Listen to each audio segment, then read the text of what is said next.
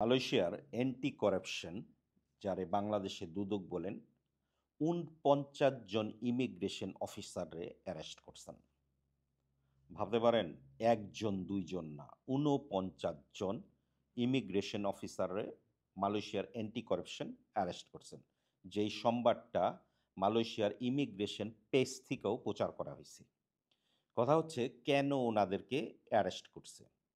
কারণটা হচ্ছে মালয়েশিয়ার এয়ারপোর্ট দিয়া বিভিন্নভাবে কন্টাক্টে বিভিন্ন দেশ থেকে মানুষ মালয়েশিয়াতে ঢুকায়। মানে ওনারা সেটিং করে রাখছে। যেরকম আপনারা অনেকেই জানেন, অনেক মানুষ বাংলাদেশ থেকে কন্টাক্ট কইরা এয়ারপোর্ট এয়ারপোর্ট কন্টাক্ট বলে যেটাকে, এই এয়ারপোর্ট কন্টাক্টের মাধ্যমে মালয়েশিয়াতে বিভিন্ন পর্যায়ে কর্মী, লেবার কিংবা যাই বলেন মানুষ ঢুকায়। এদের মধ্যে অনেক মানুষ আছে যারা মালয়েশিয়াতে ব্ল্যাকলিস্ট করে দিছে সারা জীবনের জন্য। কেউ ৫ বছরের জন্য, কেউ সারা জীবনের জন্য ব্ল্যাকলিস্ট। এই মানুষগুলি কেউ কিন্তু এই এয়ারপোর্ট দিয়ে তারা কন্টাক্টে ঢুকাইতো। এই যে সিন্ডিকেটটা, এই পুরো সিন্ডিকেটটা মালয়েশিয়ার অ্যান্টি করাপশন কিন্তু অ্যারেস্ট করছে ৪৯ জন অফিসার, ইমিগ্রেশনের ৪৯ জন অফিসার। ১ জন ২ জন অফিসার হইলে একটা কথা। কিন্তু ৪৯ জন অফিসার, এয়ারপোর্টের ৪৯ জন অফিসার অ্যারেস্ট করা কিন্তু মামুলি একটা ব্যাপার না। এটা একটু কিন্তু বড়সড় একটা ব্যাপার। কাজেই আমি এখানে আপনাদেরকে একটা মেসেজ দিতে চাই। বাংলাদেশ থেকে অনেকেই যারা বর্তমানে মালয়েশিয়ায় টুরিস্ট ভিসা নিয়ে আসার জন্য অপেক্ষায় আছেন যে কাউন্টার সেটিং কইরা আপনার নামে ব্ল্যাক লিস্ট আছে, আপনার নামে ৫ বছরের ব্ল্যাক লিস্ট আছে কিংবা আপনার নামে সারা জীবনের জন্য ব্ল্যাক লিস্ট আছে। আপনি ভাবতাছেন যে কাউন্টার সেটিং কইরা আমি পুনরায় মালয়েশিয়াতে ঢুকবো।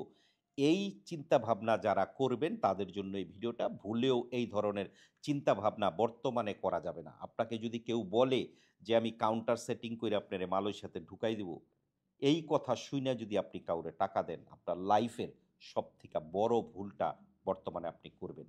এখানে আরেকটা মেসেজ আপনাদেরকে দিতে চাই। মালয়েশিয়া থেকে যারা সাধারণ ক্ষমায় দেশে চলে যাইতেছেন, যারা সাধারণ ক্ষমায় দেশে চলে যেতেছেন তাদেরকে কিন্তু সাধারণত মালয়েশিয়া ইমিগ্রেশন ৫ বছরের জন্য ব্ল্যাকলিস্ট করে দেয়। কারো দেখা যায় যে কারোরে মালয়েশিয়া ইমিগ্রেশন সারা জীবনের জন্য ব্ল্যাকলিস্ট করে দেয়। ৫ বছরের ব্ল্যাকলিস্ট যাদেরকে করে দেয় তারা ৫ বছর পরে পুনরায় আবার আপনি মালয়েশিয়াতে আসতে পারবেন। আবার যাদেরকে সারা জীবনের জন্য ব্ল্যাকলিস্ট করে দেয়, তারা জীবনে কখনোই মালয়েশিয়াতে আর আসতে পারবেন না। এখন কথা হচ্ছে কাউরে ৫ বছরের জন্য কইরা দেয়, কারোরে সারা সারা জীবনের জন্য করে দেয়। কারণ কি? কারণটা হচ্ছে যদি আপনি মালয়েশিয়াতে বৈধভাবে আসছেন, আপনি মালয়েশিয়া এয়ারপোর্ট দিয়া বৈধভাবে মালয়েশিয়াতে আইসা অবৈধ হইছেন। যেকোনো পর্যায়ে আপনি কলিং ভিসায় আসছেন, টুরিস্ট ভিসায় আসছেন, মালয়েশিয়া এয়ারপোর্ট দিয়ে আসার পরে আপনি মালয়েশিয়াতে অবৈধ হইছেন এবং মালয়েশিয়া ইমিগ্রেশনের কাছে আপনার ডেটা ছিল। আপনি যে মালয়েশিয়ায় প্রবেশ করছেন সেটা বৈধভাবে ফিঙ্গারপ্রিন্ট দিয়া ভিসা নিয়ে আসছেন। তারা মালয়েশিয়াতে আসার পরে যদি অবৈধ হয়ে থাকেন, তাদেরকে মালয়েশিয়া যখন আপনি সেই সাধারণ ক্ষমা দিছে, এখন এই সাধারণ ক্ষমায় যদি আপনি দেশে চলে যান, সেই ক্ষেত্রে তারা আপনাকে ৫ বছরের জন্য ব্ল্যাকলিস্ট করবে। কিংবা ধরেন কেউ মালয়েশিয়াতে আসছেন, টুরিস্ট ভিসায় আসছেন, ১ মাস রইছেন, ২ মাস রইছেন, তাদেরকে সাধারণত ৩ বছরের জন্য ব্ল্যাকলিস্ট করে। এখন কথা হচ্ছে কাদেরকে সারা জীবনের জন্য ব্ল্যাকলিস্ট করে? তাদেরকে সারা জীবনের জন্য ব্ল্যাকলিস্ট করে তারা হচ্ছে যারা মালয়েশিয়াতে থাইল্যান্ডের বর্ডার দিয়ে আসছে, যাদের মালয়েশিয়ার ইমিগ্রেশনের কাছে কোনো ডেটা নাই। কিংবা যারা ইন্দোনেশিয়া হয়ে আসছে, ইমিগ্রেশনের কাছে কোনো ডেটা নাই। কিংবা এই যে ৪৯ জন অফিসার অ্যারেস্ট হইছে মালয়েশিয়ার আ এয়ারপোর্টের, এই অফিসারদের সেটিংয়ের মাধ্যমে মানে কন্ট্যাক্ট কইরা যারা মালয়েশিয়াতে আসছেন এবং আসার পরে আপনার কিন্তু কোনো ইমিগ্রেশনের ডেটা নাই। এই মানুষগুলিকে যখন আপনারা সাধারণ ক্ষমায় দেশে চলে যাবেন, তাদেরকে কিন্তু সারা জীবনের জন্য ব্ল্যাকলিস্ট করে দিবে। সাথে আরেকটা গ্রুপরে সারা জীবনের জন্য ব্ল্যাকলিস্ট করে দিবে। যেমন ধরেন আপনি মালয়েশিয়াতে সাদা আপনি মালয়েশিয়াতে ভিসা আছে।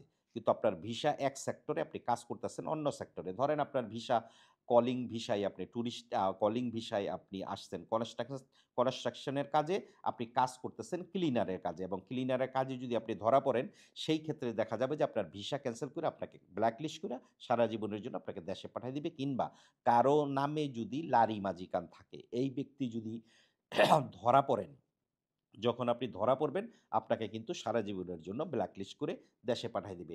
সো আমার কথাটা হচ্ছে এই যে যারা ব্ল্যাকলিস্ট, তারা কিন্তু পুনরায় এই যে এয়ারপোর্ট সেটিংয়ের মাধ্যমে মালয়েশিয়াতে আসে। কাজেই খুবই সাবধান, মালয়েশিয়া এয়ারপোর্ট কিন্তু খুবই কঠিন বর্তমান সময়ে। আমি এখনকার কথা বলতেছি যে ৪৯ জন ইমিগ্রেশন অফিসার ধরা এটা কিন্তু চাট্টিখানি কথা না। কাজেই কারো কথায় টাকা দিবেন যে কাউন্টার সেটিং কইরা আপনি পুনরায় মালয়েশিয়াতে আসবেন, সেটা হবে আপনার জন্য বোকামি। ভালো থাকবেন। আসসালামু আলাইকুম।